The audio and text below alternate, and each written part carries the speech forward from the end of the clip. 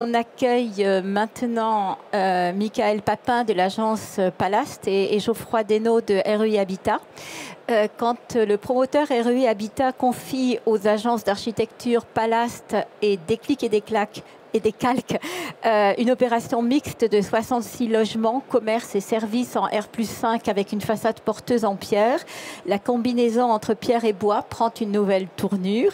C'est l'histoire de cet immeuble baptisé les Pierres Sauvages en hommage à Fernand Pouillon que vont nous raconter en duo Michael et Geoffroy. Bonjour, bonjour à toutes et à tous. Effectivement, comme le sujet est introduit, c'est une opération qui se situe à Pantin. Le concours a été mené en 2021, on a été lauréat en décembre 2021, sur un cahier des charges qui nous a nécessité d'allier notre ADN. Notre ADN chez REI Habitat, c'est la construction de bois, en bois français, on va y revenir après, avec une demande de matérialité très minérale sur l'opération. Donc on est venu assez rapidement avec l'architecte qui vous en parlera précisément sur l'alliance du bois et de la pierre. Et c'était effectivement une gageure, on va le détailler. Vous avez ici une vue finale, donc c'est un chantier qui est en cours, qui sera livré cet été. Donc on a bien avancé, vous aurez quelques photos du chantier juste derrière. Mais effectivement, on voit que la pierre est omniprésente sur la façade, c'est de la pierre semi-porteuse. On y viendra dans le détail, avec des attiques en partie haute voilà, qui sont habillées de bois.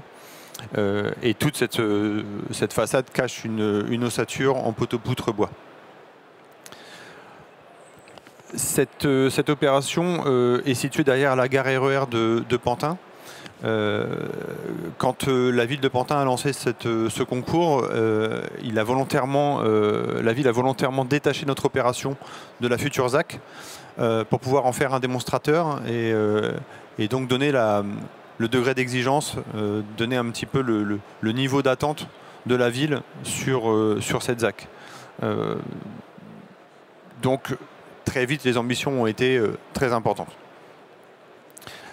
Vous le voyez rapidement, la programmation, donc c'est une opération qui est mixte, qui développe, je reviens sur la slide d'après, au rez-de-chaussée un équipement très important qui est un centre médical, municipal de santé.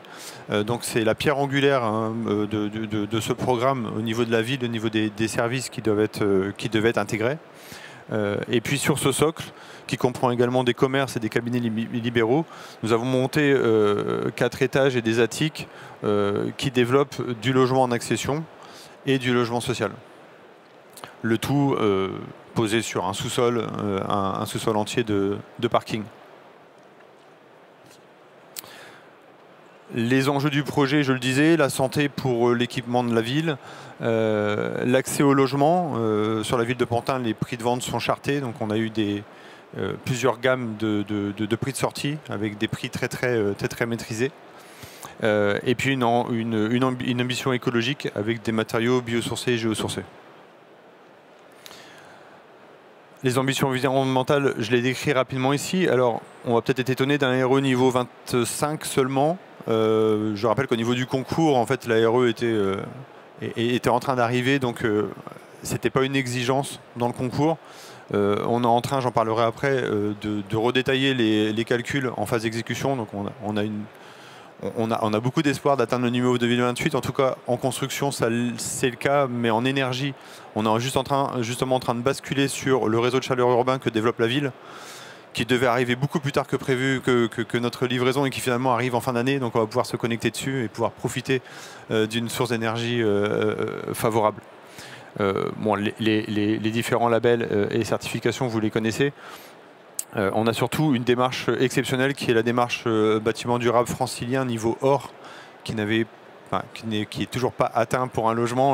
On l'a atteint nous en phase conception, on doit passer la commission bientôt sur la phase exécution et on aura une commission aussi sur la phase exploitation. Donc le niveau or en logement est assez exigeant, on va y revenir. Le petit focus justement sur Ecopolis et cette démarche BDF que nous avons justement découverte avec cette opération de Pantin. C'est une opération, enfin c'est une démarche maintenant qu'on essaye de de faire de plus en plus souvent sur nos opérations, parce qu'on la trouve très intéressante. Elle vient vraiment embrasser l'ensemble de l'acte de construire et chercher des pertinences dans les choix. Donc on parlait de frugalité, on parlait du bon matériau au bon endroit, on parle de la bonne source d'énergie aussi dans beaucoup d'opérations.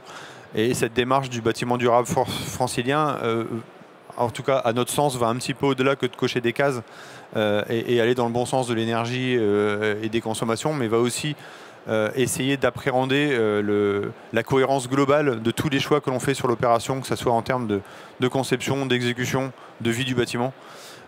Donc c'est un peu plus complexe à environner, mais c'est une démarche avec des experts dans différentes spécialités qui sont très très intéressantes pour nous pour monter en compétences. Rapidement sur REI, notre ADN c'est la construction bois, c'est le bas carbone avec également cet aspect frugalité qui est très très important pour nous. Je fais peut-être un focus sur un immeuble, une forêt, où on participe aussi, nous, REI Habitat, à la replantation. Bon, voilà, c'est un engagement parmi d'autres, mais en tout cas qui est très très porté sur l'utilisation du bois et du bois français. Nous étions le premier promoteur certifié, et je crois encore le seul certifié et labellisé PEFC et Bois de France. Donc on s'assure que sur chacune de nos opérations, la traçabilité est assurée. Et on tend vers un minimum de 80% de bois français sur nos opérations.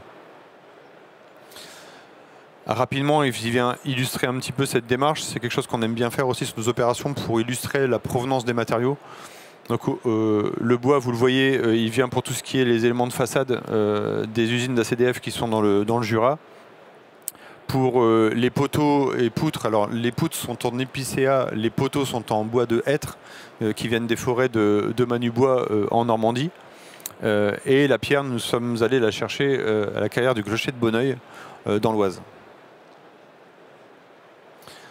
Donc un gros focus sur la proximité, la plus grande proximité possible des matériaux. Là, il y a quelques photos voilà, qui vont venir illustrer et qui parlent beaucoup plus que de grands discours, mais pour nous c'était la première opération en pierre, donc la première remarque, démarche et recherche, c'est de trouver les sources d'approvisionnement. Donc évidemment les carrières, bon, pour ceux qui connaissent, mais moi je ne connaissais pas, beaucoup de carrières qui sont dans l'Oise, en tout cas pour la qualité de pierre qui avait été choisie par l'architecte. Et donc les visites de carrière qui sont encore une fois un métier qu'on découvrait nous, qui est assez fascinant, et toutes ces problématiques d'approvisionnement en amont, de calpinage, donc d'études. Aujourd'hui, je suis très serein en parlant de cette opération parce qu'elle se passe bien, mais quand on est sur des ambitions avec une multiplicité des matérialités, béton forcément pour la structure en base et les fondations, bois par rapport à notre ADN, pierre qui est une gageure, en tout cas qui était très nouveau pour nous. Et puis le béton de chanvre aussi, on en parlera, même si ce n'est pas l'objet, mais on a aussi cette matérialité qui vient compléter le scope très large des matériaux utilisés sur le chantier. Bon, c'est une angoisse forcément au départ pour nous sur les coûts, hein, on en parlait tout à l'heure. Et puis c'est aussi une grosse interrogation sur la technicité. On parlait de tassement différentiel, mais tous ces assemblages structurels de différents matériaux, ça pose évidemment énormément de problèmes. Donc le but c'est d'être accompagné par des bons architectes, des bons bureaux d'études, un bon bureau de contrôle, on en a parlé. C'est très important de trouver voilà, des solutions de conception et d'exécution qui permettent de rentrer dans le coût global de l'opération avec des prix maîtrisés encore une fois. Alors, je ne les ai pas cités, c'est un terrain qui était porté par l'IPFIF, qui permet aussi dans cette démarche de maîtrise des coûts fonciers et du coup qui permettent de laisser la bonne place au coût de construction, hein, on en est tous conscients. Je vais laisser la parole, je crois, à mon architecte à ce moment-là. Merci. Donc là, on va parler un petit peu plus d'assemblage de pierre et de bois, mais aussi de béton, parce que c'est un projet qui vient vraiment à différentes échelles assembler et jouer avec ces trois matériaux. Donc déjà, à l'échelle du bâti tout entier, on retrouve une composition assez classique avec un socle qui accueille tous les équipements médicaux et commerce, et qui est donc constitué en béton préfat teinté masse, un corps bâti principal en pierre, et puis des attiques en bois. Un petit focus sur un plan d'étage pour comprendre que... Alors, outre le fait que vous noterez qu'il y a pas mal de cages d'escalier. On est sur 6 cages pour une soixantaine de logements, essentiellement des logements traversants, plutôt de grande taille, donc c'était assez intéressant en termes de programmation, et des espaces extérieurs généreux organisés sous forme de loggia pour tous les logements. Et on voit que ces espaces extérieurs, c'est tout ce qui est en jaune, dessinent 2 typologies de façades à l'échelle du projet, et c'est sur cette double typologie de façade qu'on a joué justement pour panacher l'utilisation de la pierre et du bois au sein même de l'étage de logement. Donc on voit 2 configurations. Effectivement, la configuration en façade courante avec la pierre qui est en pierre porteuse de 30 cm d'épaisseur. Elle vient porter les planchers. Elle fait 30 cm. Elle aurait pu faire moins, mais elle fait 30 cm parce qu'elle est doublée d'un isolant en béton de chanvre projeté directement sur la pierre. Donc il était intéressant du coup et nécessaire d'avoir la qualité d'étanchéité de la pierre sans traitement supplémentaire, et c'est pour ça qu'on est parti sur 30 cm, qui nous permettait aussi d'avoir des trumeaux dimensionnés en tant que tels, et de récupérer la charge et de limiter au maximum l'échaînage béton sur le projet. On voit sur le dessin, toujours à gauche, les linteaux sont eux réalisés en béton préfa. Là aussi, l'idée c'était de... Alors on aurait pu travailler sur des clés comme on l'a vu sur le précédent projet, sauf que, on le voit sur le deuxième dessin, tous les espaces extérieurs en loggia, on arrivait sur des portées assez importantes, et donc dès le début du projet, il a été intégré cette notion de traiter tous les linteaux et appuis en béton préfa, justement pour intégrer aussi la question des espaces extérieurs et de trouver une sorte de réalité constructive entre, on va dire, les trumeaux verticaux en pierre sans chaînage, ou vraiment avec un minimum, et puis des linteaux en préfa, en béton préfa, pour limiter les pierres d'habillage. Et on voit ici, dans le deuxième schéma, on se retrouve donc au sein de la loggia. La loggia est constituée d'un plancher en béton. Et après, on est effectivement, la façade chauffée est elle en FOB avec bardage bois, et qui va avoir un contre-cloison doublage assez traditionnel sur la FOB. Donc on a vraiment 2 complexes différents qui vont cohabiter. La pierre va amener de l'inertie. À l'inverse, au sein d'un logement, la FOB va elle, être plus efficient sur tous les caractères d'isolation et aussi de reprise de descente de charge. Donc voilà, chaque logement va bénéficier de ces 2 caractéristiques.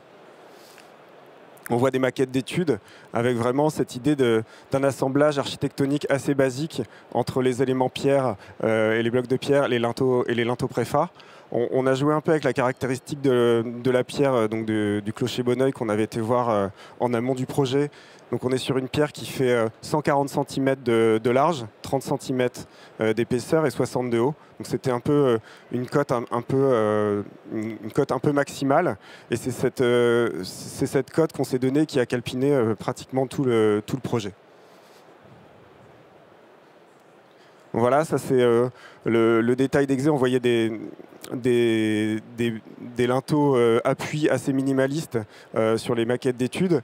Là, c'est le détail d'exé après travail avec les entreprises. Donc il faut savoir qu'on est sur un projet qui est en corps d'état séparé, mais où il y a vraiment un macro-lot, gros œuvre, charpente, pierre, qui était attribué à Léon Gross, et entreprise générale habituellement, et qui donc là s'est occupé de ce macro-lot pour vraiment avoir une synthèse sur les différents sujets de façade. Et pour la pierre, c'est MJ Pierre qui est son sous-traitant, avec qui on a travaillé justement sur le réglage du dessin des appuis, le rejaillissement de l'eau, etc., qui a fait évoluer légèrement le dessin. Donc là, après, on va passer sur quelques photos de chantier qui illustrent un peu basiquement le système constructif. Donc des poteaux hêtres dont parlait Geoffroy, des poutres en lamellé épicéa, sur lequel on vient reposer un plancher qui là aussi en lui-même est mixte, puisque c'est un plancher bois-béton préfabriqué. Ça reprend un peu le principe des prédales, sauf qu'on va avoir 6 cm de préfabrication béton, 12 cm de fibres de bois type Pavatex ou autre, dans lequel va être tracé tous les réseaux en atelier, et donc tous les réseaux vont être intégrés, et puis une dalle de compression qui va venir liaisonner, donc de 5 cm, qui va venir liaisonner par les réservations laissées pour les poutrelles pour créer un complexe unique, comme un plancher mixte bois-béton très allégé par rapport à un plancher béton traditionnel. Donc il y a la structure bois bien sûr qui porte, mais aussi toutes les façades en pierre qui viennent porter donc, ces éléments. Là on voit les premières pierres qui arrivent sur le chantier. Et puis donc là on voit vraiment donc, les blocs de 140 cm et donc le travail sur les appuis et le dessin. Donc ce sont des bétons préfa qui ont été réalisés par EV Préfa, donc aussi Île-de-France, avec donc teinte et masse et avec des agrégats colorés, excusez-moi, qu'on retrouve dans la Seine. Voici ici une photo qui illustre tous les éléments préfa, linteaux. Il y a aussi des poteaux dans les loggias, comment ils vont s'assembler. Là, on voit un peu la mise en œuvre du Lego, avec l'arrivée d'un linteau. Et puis à l'intérieur, on retrouve donc la structure poteau-bois. On devine les tableaux des pierres massives. Et je vais prendre un petit peu d'eau, je crois. Et puis, excusez-moi, j'ai un chat. Et donc, ce qui est intéressant sur cette photo, c'est qu'on voit que la question de la structure bois est très importante dans le logement. Et le bois va rester apparent. Et la pierre va être aussi, elle, visible depuis son logement, via les tableaux, mais aussi via les trumeaux à l'intérieur des loggias. Ici, on voit donc le travail du chanvre qui n'est pas sur le chantier. Le chanvre va intervenir dans quelques semaines, mais c'est le principe. Hein, c'est donc du chanvre qui sera directement projeté sur la pierre. Là, on a déjà réalisé tous les joints hydrogonflants au niveau des joints de pierre pour ne vraiment pas avoir de problème d'étanchéité, même au niveau des joints. Et donc, on va avoir 18 cm de chanvre qui vont venir compléter le complexe du mur total, que l'on va venir fermer quand même par une plaque de fermacelle. On ne travaille pas sur un enduit sur le chanvre pour avoir un peu une cohérence là dans les finitions au sein du logement, puisqu'il y a et de la fob et de la pierre. Là, c'est une photo du projet qu'on présentait ce matin en béton de chanvre préfabriqué à Nantes. Donc, pas vraiment lié. On est vraiment sur l'autre process du chanvre qui est pour nous une première effectivement avec ce projet-là. Puis voilà les dernières photos là sur les loggias où on comprend effectivement la structure fob ici avec le bois qui restera ici apparent, et puis derrière la loggia, là on voit un poteau préfa pour les endroits où les portées étaient les plus grandes des loggias. On a travaillé sur ces principes de modé nature, et donc on va sentir les pilastres en pierre depuis son logement. Et puis une dernière photo de la semaine dernière sur les premiers ravalements réalisés, les premiers joints tirés au noir, avec donc vraiment ces assemblages assez simples, assez basiques, mais qui illustrent bien la réalité constructive, on va dire, des différents matériaux. Merci beaucoup, Michael et Geoffroy.